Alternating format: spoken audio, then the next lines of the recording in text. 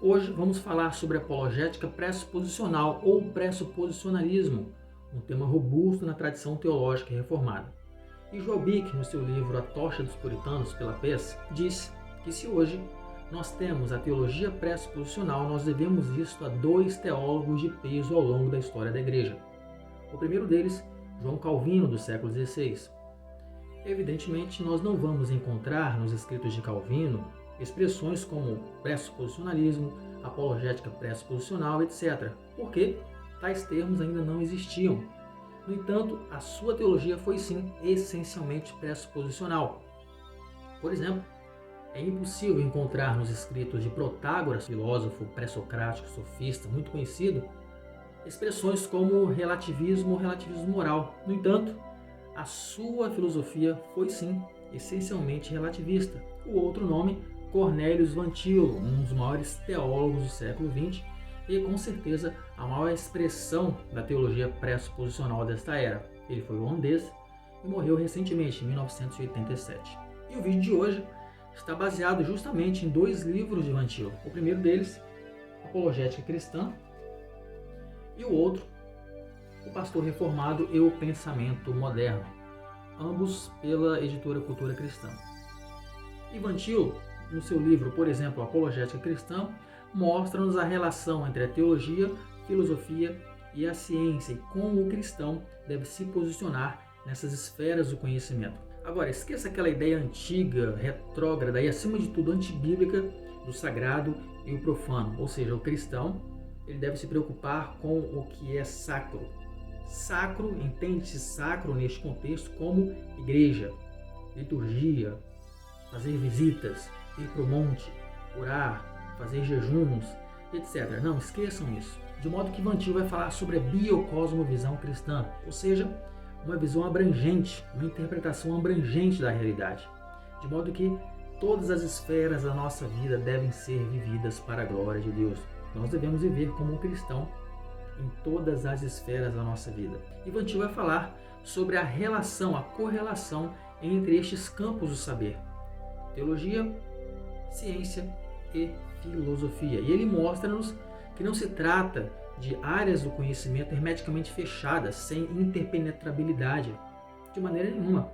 Imagine aí a teologia, ciência e filosofia como círculos concêntricos, ou seja, há uma influência sim. Nós não podemos dizer que a teologia não influencia a ciência, tampouco que a teologia não influencia a filosofia. Portanto, a apologética vai enfatizar a unidade entre uma teologia verdadeiramente cristã, uma filosofia verdadeiramente cristã e uma ciência que não colide com os pressupostos do teísmo cristão. É preciso haver uma combinação dos conceitos principais da teologia, da filosofia e da ciência. Mas Van Til reconhece que hoje a visão secular concilia com mais facilidade a teologia e a filosofia. O mesmo casamento feito entre a teologia e a filosofia deve ser feito em relação à ciência e à teologia. Ou seja, como Van Til diz, a religião cristã afirma fornecer as pressuposições sem as quais um procedimento verdadeiro científico não é inteligível. O que é ser um pressuposicionalista? Vejam, basicamente, o pressuposicionalista não está preocupado em provar a existência de Deus através das evidências, através de argumentos racionais. Ou seja, nós não vamos para a evidência a fim de provar a existência de Deus. Não, nós já o pressupomos. Ou seja, nós vamos para o campo de batalha com os termos já definidos. Nós vamos adquirir conhecimento com os nossos pressupostos. A nossa cosmovisão ela é fundamentada em nossas pressuposições, como disse Greg Benson, outro nome muito conhecido na teologia pressuposicional, inclusive ele foi discípulo de Van Til. A cosmovisão ela é baseada em um conjunto de pressuposições. E o que molda a cosmovisão cristã? As suas pressuposições, que são duas basicamente. E a primeira pressuposição é a Santíssima Trindade ontológica, ou seja, o Deus trino em três pessoas. Ele é o verdadeiro Deus, nele nós nos movemos, existimos e somos. Ele é o governador deste universo, este mundo é dele. Ele é o único Deus. A outra pressuposição, a infalibilidade, a inerrância e a inspiração das Sagradas Escrituras. A palavra de Deus é a verdade. Então nós pressupomos o Deus Trino e a sua palavra a priori e vamos para a realidade a fim de construir conhecimento a posteriori. Ou seja, A realidade é interpretada com estes pressupostos: o Deus da Escritura e a própria Escritura. Consequentemente, nós levantamos as bandeiras das doutrinas principais das Sagradas Escrituras. E quais são elas? A doutrina da criação, a doutrina do pecado, a doutrina da redenção só em Cristo, a doutrina da providência e a doutrina do plano último de Deus para este universo. O cientista moderno vai dizer que isso é um absurdo, você conciliar esta teologia com a ciência. Mas o cristão está pressuposicionalmente comprometido com Cristo, ele está pressuposicionalmente comprometido com a palavra de Deus. E o apologeta cristão vai dizer que a ciência só é possível, uma ciência verdadeira, se ela tomar como base as pressuposições do teísmo cristão. Isso significa que o cristão ele vai fazer antagonismo 24 horas de uma maneira ininterrupta dentro da esfera da ciência e da filosofia? Absolutamente não. Van Til abordou este tópico. Existem movimentos de tropas oriundos destes sistemas. E é justamente quando estes movimentos de tropa aparecem, o apologeta cristão ele se posiciona, ele pisa o pé no freio. Um exemplo de um movimento de tropa dentro da astronomia. O cientista cristão e o não cristão observam o Sol, por exemplo. E eles chegam a conclusões. O Sol está numa distância de 150 milhões de quilômetros da Terra. Ok. Na sua superfície, a temperatura pode chegar a 5.000 graus Celsius aproximadamente. O Sol é a estrela mais próxima da Terra. Sim, no Sol existem manchas solares. Sim, o Sol em comparação à Terra é imenso, mais de 1 milhão de vezes o tamanho da Terra. Estes dados são frutos de observação, de estudo. E percebam que não há colisão entre tais dados e a cosmovisão cristã. Mas, se o mesmo laboratório diz, através de observações e de dados, que daqui 5 bilhões de anos o Sol vai se tornar uma gigante vermelha e vai destruir a Terra e alguns planetas, o cristão vai se opor a tal dado, porque ele colide frontalmente com a cosmovisão cristã. Este mundo vai ser destruído, sim, pelo próprio Deus.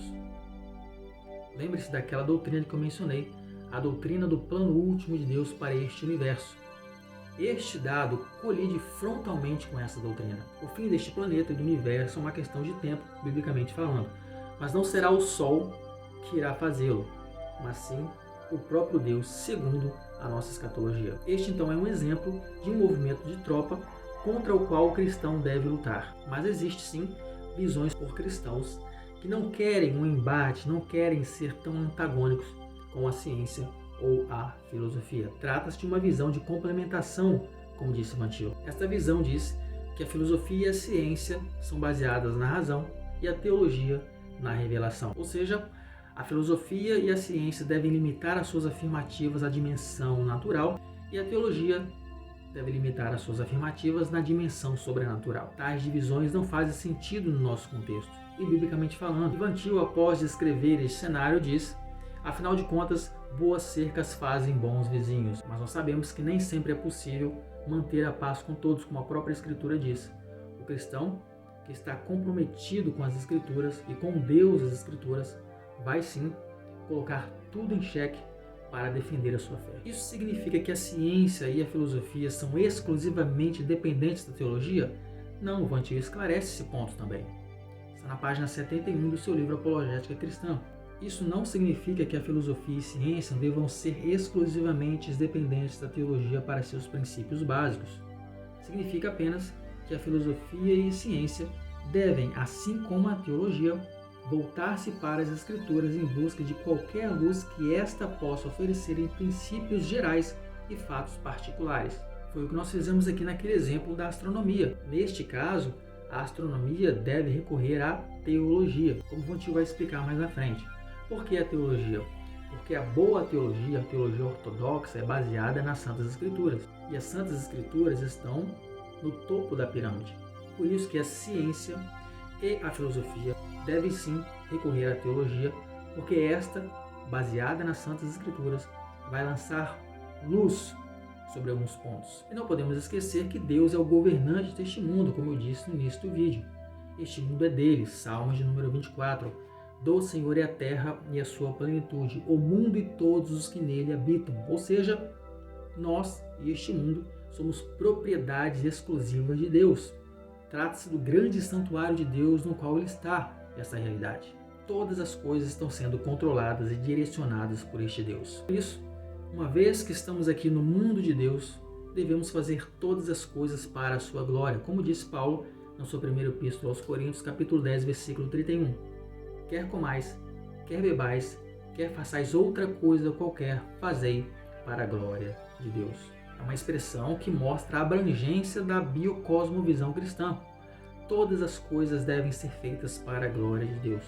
Todas. E existem, nós sabemos, vários tipos de pessoas deste mundo, com biotipos diferentes, com condições financeiras diferentes, com cor de peles diferentes, alturas diferentes, etc. Mas Van Til destaca dois tipos ou duas classes de pessoas: os cumpridores do pacto e os quebradores do pacto. Por que do pacto? Porque Deus é um Deus pactual. Nunca houve um período da história da humanidade onde esta não estivesse vivendo sob os termos do pacto divino.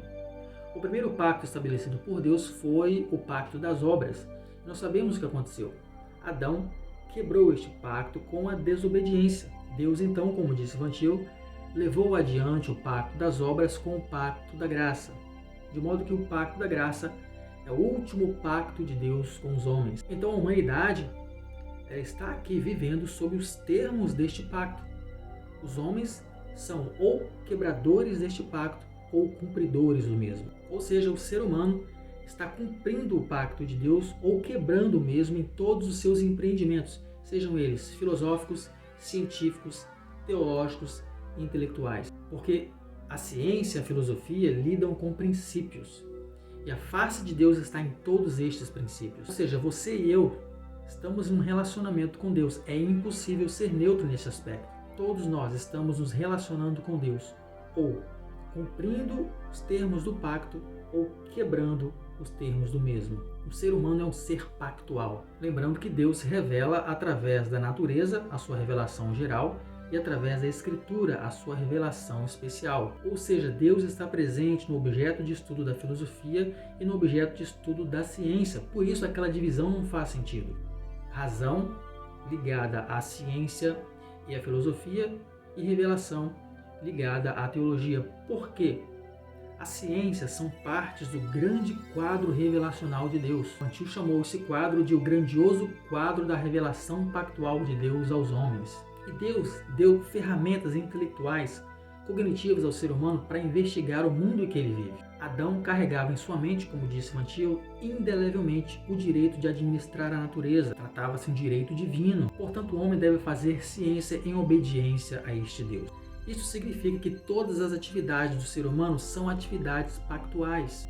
E elas se expressam ou na forma de obediência a esse Deus, ou na forma de desobediência. A realidade criada revela inerentemente a natureza e a vontade de Deus. E Van Til, de uma forma brilhante, usa o seguinte termo: criaturas não possuem quartos privados. Ele faz referência ao Salmo 139, que diz, o versículo 7, para onde me irei do teu espírito? Para onde fugirei da tua face? Se eu subir ao céu, tu aí estás.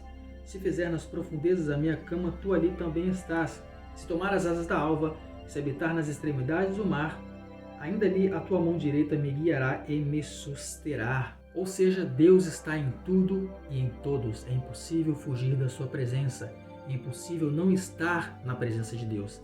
É impossível não estar em solo sagrado. Os céus possivelmente ou provavelmente declaram a glória de Deus? Não. O Salmo de número 19 é categórico. Os céus declaram a glória de Deus. A ira de Deus é provavelmente revelada contra toda piedade?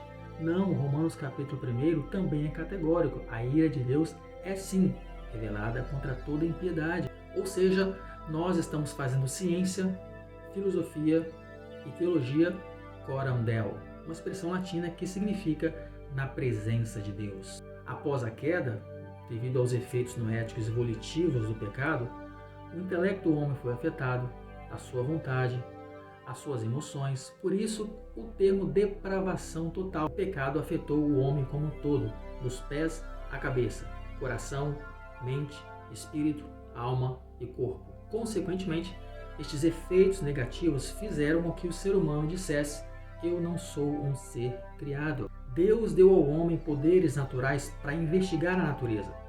O homem estava engajado nessa atividade. Por isso que Deus trouxe os animais para que Adão os nomeasse. Por isso que Salomão falou das plantas, das aves, dos peixes, do lodo da parede.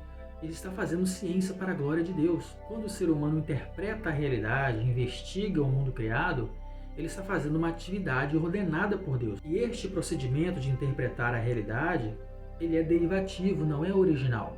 Como assim? Eu e você somos seres naturalmente derivativos. Quem é o ser naturalmente original? Deus. Ele é o ser absoluto.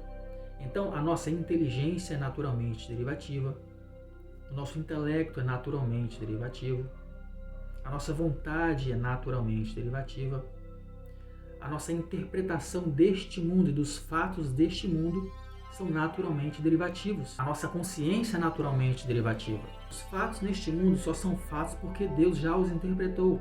É papel do ser humano, um ser naturalmente derivativo, dizer quais são os fatos neste mundo conforme a mente de Deus. Este mundo, como disse Doivert, ele já vem pronto, ele já vem significado. Não é papel do ser humano, como um ser naturalmente derivativo, dar significado às coisas, mas descobrir qual o significado delas. Significado este dado por Deus. Como disse Van Til, a atividade autoconsciente do ser humano deve ser uma atitude de obediência. Então, a biocosmovisão cristã apresenta uma interpretação abrangente da nossa realidade. E para o apologeta cristão, trata-se da única interpretação possível, lógica, racional. O ponto de referência do ser humano no seu modus operandi, enquanto ele está interpretando este mundo, deve ser Deus. Mas o ser humano, por causa do pecado, tem como ponto de referência ele mesmo, mas o ponto de referência último na predicação deve ser Deus, não o ser humano. A cosmovisão é descrita por Van Til como os óculos através dos quais a pessoa enxerga a realidade. Nós devemos interpretar o mundo com os óculos das Escrituras, com os óculos do Deus Trino. Como Van Til disse, o quebrador do pacto fixou aos seus olhos óculos coloridos que ele não pode remover. Tudo é amarelo aos olhos ictérios, ou seja, neste mundo nós temos evidências e evidências da existência de Deus. Ele é multicolorido, Deus grita em cada centímetro quadrado, eu sou o que sou. Mas o ser humano, que não foi regenerado pelo Deus Espírito Santo, porque é preciso haver uma regeneração, não consegue interpretar as evidências como apontando para Deus. Como o homem conhece os fatos deste mundo? Como Deus? Não. O conhecimento de Deus é um, o conhecimento do ser humano é outro. Deus conhece o leão de uma maneira que só ele conhece. O conhecimento do Criador sobre a criatura, um conhecimento exaustivo. No entanto, Deus quer que o homem conheça a sua criação. Embora o homem não consiga conhecer o mundo como Deus o conhece, ele precisa fazê-lo. O conhecimento do homem, portanto, é igual ao conhecimento de Deus? Não. Segundo Van Til, o conhecimento do ser humano é análogo ao conhecimento de Deus. Ou seja, epistemologicamente falando, o conhecimento de Deus e do homem são diferentes não apenas quantitativamente, mas qualitativamente. E como Van Til descreve no seu livro O Pastor Reformado, o Pensamento Moderno, o ser humano sem Deus, o quebrador do pacto, o não regenerado, como ele enxerga as coisas? Nós já vimos figuras de linguagem como óculos, mas Van Til usa uma que eu quero trazer aqui para o vídeo. E para isso, eu vou chamar o nosso convidado especial aqui, o Thanos, é do meu filho. Veja como Van Til descreve o ser humano sem Deus, desta maneira. É assim que o ser humano vai interpretar a realidade, de cabeça para baixo. Qual é a sua base? A sua razão autônoma. O seu eu. Ele é antropocêntrico no seu fazer ciência, no seu fazer filosofia, no seu interpretar a realidade. Ele está comprometido com a sua cosmovisão, a qual é baseada em suas pressuposições. E ele pressupõe a sua própria mente, a sua própria razão autônoma. Ele parte dele para o mundo. Ele parte do material para o material. Neste contexto, isso é irracional, porque no contexto teológico pressuposicional, como disse Vicente Chung, nosso Deus ele é racional. Consequentemente, a sua revelação é racional. E todos aqueles que contrapõem, que não creem no Deus das Escrituras e dizem não a Deus, são irracionais. Aqui está o ser humano, com todas as suas forças, com todo o seu vigor que ele pensa ter, interpretando a realidade. Ou seja, todos nós temos as nossas cosmovisões, todos nós partimos de um absoluto. O ser humano não regenerado, o quebrador do pacto, parte dele mesmo, da sua razão autônoma. Mas quando há a regeneração, o Antil diz que o ser humano agora é colocado sobre os seus pés. Consequentemente, ele, com a mente de Cristo, pressupondo a palavra de Deus, pressupondo Deus, as Escrituras, partindo da mente eterna para a realidade, ele vai relacionar os fatos, ele vai ser coerente epistemologicamente falando. Portanto, esta mente regenerada, agora crendo em Deus, pressupondo a sua palavra, pressupondo o Deus das Escrituras, vai glorificar a Deus em todos os seus empreendimentos. Mas isso só é possível, como eu disse, com uma regeneração. O Espírito Santo, o Deus Espírito Santo, é aquele que convence o homem do pecado, da justiça e do juízo. Isso significa que o ser humano sem Deus só diz coisas erradas, não há nada de verdade no que o ser humano não regenerado diz? Absolutamente não. O homem e a mulher, apesar de não saberem relacionar conhecimento, apesar de não terem uma mente regenerada, apesar de partirem da sua própria razão para a realidade, eles tropeçam na verdade. Por que há este tropeço? Imagine o seguinte, um homem cego dentro de um cômodo, e em cada quadrante deste cômodo há um diamante ou 2 ou 3. O que vai acontecer? Este homem, este ser humano, esta mulher, cego, apesar de não ser a intenção deles tropeçar num diamante ou pegá-lo, consequentemente, pela abundância de diamante presente no local, eles irão pegá-lo.